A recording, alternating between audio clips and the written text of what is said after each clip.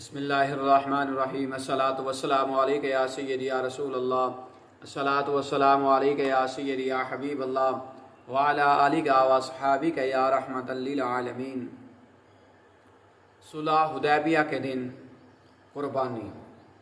ہجرت کے چھٹے سال نبی پاک صاحب الاولاق صلی اللہ تعالی علیہ وآلہ وسلم عمرہ شریف کے ارادے سے مکہ مکرمہ کی طرف روانہ ہوئے۔ 1,500 کے قریب مسلمان ہمراہ تھے۔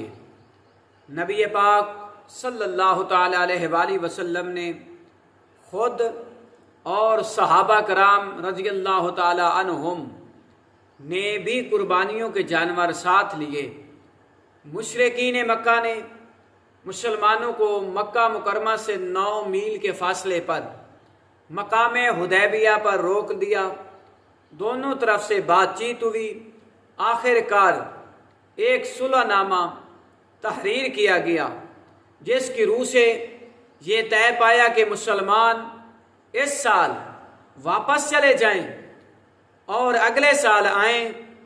انہیں 3 روز تک مکہ مکرمہ میں ٹھہرنے کی اجازت ہوگی۔ نبی کریم رؤوف الرحیم تاجدار دو عالم نور مجسم رحمت عالم صلی اللہ تعالی علیہ وآلہ وسلم اور آپ کے جان نثاروں نے اونٹوں کی قربانیاں کی اور سر منڈوا کر احرام کھول دیا۔